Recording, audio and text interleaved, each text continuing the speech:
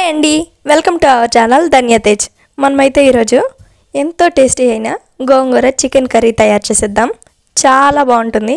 ఒక్కసారి ట్రై చేశారంటే చికెన్ తెచ్చిన ప్రతిసారి గోంగూర చికెనే చేయాలనుకుంటారు, అంత బాగుంటుంది. రండి ప్రాసెస్లోకి వెళ్ళిపోదాం. కడాయి పెట్టి కడాయిలో 1 టేబుల్ స్పూన్ నూనె వేసుకోవాలి. గోంగూరను ఒకసారి నీటిలో శుభ్రంగా కడిగి తర్వాత కడాయిలో వేసుకోవాలి. నేనైతే ఎర్ర గోంగూర వేస్తున్నాను, మీరు కావాలంటే తెల్ల గోంగూరతో కూడా చేసుకోవచ్చు. గోంగూరను వేసి గరిటెతో కలుపుతూ మీడియం ఫ్లేమ్లో ఉంచి గోంగూర పూర్తిగా ఉడికేంత వరకు ఉడికించుకోవాలి. మధ్య మధ్యలో కలుపుతూ ఉడికించుకోవాలి, లేదంటే అడుగంటుతుంది. గోంగూరలోంచి రిలీజ్ అయ్యే వాటర్తోనే గోంగూర ఉడికిపోతుంది. ఎక్స్ట్రా వాటర్ ఏమీ యాడ్ చేయాల్సిన అవసరం లేదు. గోంగూర వీడియోలో చూపిస్తున్న విధంగా ఉడికిన తర్వాత గరిటెతో లైట్గా స్మాష్ చేసుకోవాలి. నేను ఎర్ర గోంగూర ఉడికించాను కాబట్టి కడాయికి ఈ విధంగా రెడ్గా ఫామ్ అయింది. నేను ఎలాంటి కలర్ వేయలేదండి. గోంగూరను మొత్తాన్ని ఈ విధంగా స్మాష్ చేసుకున్న తర్వాత ఒక బౌల్లోకి తీసుకుని పక్కన ఉంచుకోవాలి.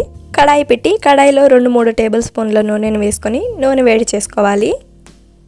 నూనె బాగా వేడైన తర్వాత ఒక బిర్యానీ ఆకు, 2 యాలక్కాయలు, 4 లవంగాలు, 2 ఇంచుల దాల్చిన చెక్కను వేసుకోవాలి. మనం వేసిన ఇంగ్రీడియంట్స్ని ఒకసారి నూనెలో వేయించుకోవాలి. ఒక పెద్ద ఉల్లిపాయను వీడియోలో చూపిస్తున్న విధంగా సన్న ముక్కలుగా కట్ చేసుకుని వేసుకోవాలి. 1 టీ స్పూన్ జీలకర్ర, 2 రెబ్బల కరివేపాకు వేసుకోవాలి. మీరు కావాలంటే ఈ టైంలో పచ్చిమిర్చి యాడ్ చేసుకోవచ్చు, నేనైతే వేయడం లేదు. ఉల్లిపాయ బాగా వేగి బ్రౌన్ కలర్లోకి వచ్చేంత వరకు వేయించుకోవాలి. ఉల్లిపాయ బ్రౌన్ కలర్లోకి వచ్చే విధంగా వేయించుకున్న తర్వాత ఫ్రెష్గా దంచిన అల్లం వెల్లుల్లి పేస్ట్ 2 టీ స్పూన్స్ వేసుకోవాలి. అల్లం పచ్చివాసన పోయేంత వరకు వేయించుకోవాలి.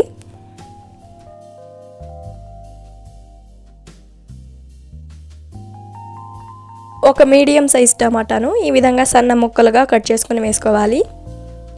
6 టీ స్పూన్ పసుపు, రుచికి తగ్గట్టు ఉప్పు వేసుకొని టమాటా పూర్తిగా మగ్గేంత వరకు ఉడికించుకోవాలి. టమాటా ముక్కలు వీడియోలో చూపిస్తున్న విధంగా బాగా మగ్గిన తర్వాత మనం ముందుగా శుభ్రంగా కడిగిన 1/2 కేజీ చికెన్ ముక్కలను వేసుకోవాలి.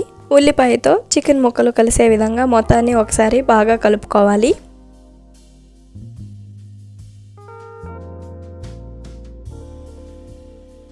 వీడియోలో చూపిస్తున్న విధంగా చికెన్ మొత్తాన్ని బాగా కలుపుకున్న తర్వాత మూతతో క్లోజ్ చేసి ఫ్లేమ్ను మీడియం టు హై ఫ్లేమ్లో అడ్జస్ట్ చేసుకుంటూ చికెన్లోంచి వాటర్ రిలీజ్ అయ్యేంత వరకు ఉడికించుకోవాలి. చికెన్లోంచి వాటర్ రిలీజ్ అయ్యేలోపు చికెన్ 50% ఉడికిపోతుంది. చూడండి, చికెన్ అయితే 50% ఉడికిపోయింది, వాటర్ బాగా వదిలింది. 2 టేబుల్ స్పూన్ల కారాన్ని వేసుకోవాలి. మీరు పచ్చిమిర్చి వేసినట్టయితే కారాన్ని తక్కువ ఎక్కువ అడ్జస్ట్ చేసుకోండి. మనం వేసిన కారం చికెన్ ముక్కలకు బాగా పట్టే విధంగా ఒకసారి కలుపుకోవాలి. మూతతో క్లోజ్ చేసి ఒక 2 నిమిషాల పాటు ఉడికించుకోవాలి. 2 నిమిషాల తర్వాత మనం ముందుగా ఉడికించుకున్న గోంగూర పేస్ట్ని వేసుకుని చికెన్లో బాగా కలిసే విధంగా గరిటెతో కలుపుకోవాలి.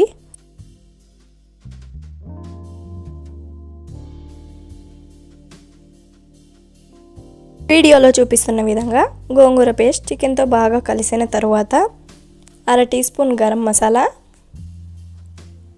1 టేబుల్ స్పూన్ ధనియాల పొడి, 1/2 టీ స్పూన్ చికెన్ మసాలాను వేసుకోవాలి. చికెన్ మసాలా ఆప్షనల్ అండి, మీరు కావాలంటే వేసుకోవచ్చు, లేదంటే స్కిప్ చేసేయచ్చు. వేసిన ఇంగ్రీడియంట్స్ అన్నీ చికెన్కి బాగా పట్టే విధంగా గరిటెతో కలుపుకోవాలి.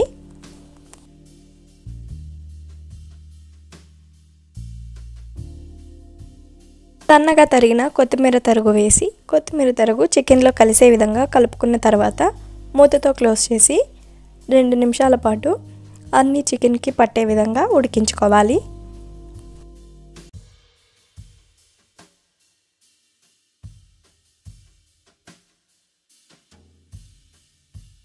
చికెన్ని ఈ విధంగా నూనె పైకి తేలేంత వరకు ఉడికించుకుంటే సరిపోతుంది. ఇప్పుడు చికెన్ మొత్తాన్ని ఒకసారి కలుపుకొని గ్రేవీ కన్సిస్టెన్సీని అడ్జస్ట్ చేసుకోవాలి. గ్రేవీ థిక్నెస్ని బట్టి నీటిని యాడ్ చేసుకోవాలి. నేనైతే 1/2 కప్పు నీళ్ళు వేసాను. చికెన్ ఉడికి దగ్గర పడితే మరి కాస్త గ్రేవీ దగ్గర పడుతుంది. మొత్తాన్ని ఒకసారి బాగా కలుపుకున్న తర్వాత మూతతో క్లోజ్ చేసి ఫ్లేమ్ని మీడియం ఫ్లేమ్లో ఉంచి నూనె పైకి తేలేంత వరకు ఉడికించుకోవాలి. వీడియోలో చూపిస్తున్న విధంగా నూనె పైకి తేలితే చికెన్ బాగా ఉడికి గ్రేవీ దగ్గర పడ్డట్టు అంతే అండి, గోంగూర చికెన్ కర్రీ అయితే రెడీ అయిపోయింది. మీరు కూడా ట్రై చేసి ఈ రెసిపీ మీకు ఎలా వచ్చిందో కామెంట్ చేసేయండి. చికెన్ని ఎక్కువగా ఇష్టపడి డిఫరెంట్ స్టైల్లో తినాలనుకునే మీ ఫ్రెండ్స్ అండ్ ఫ్యామిలీకి ఈ వీడియోని షేర్ చేసేయండి. మీకు ఈ వీడియో నచ్చినట్టయితే ఒక లైక్ చేసి సబ్స్క్రైబ్ చేసేయండి. Thank you for watching.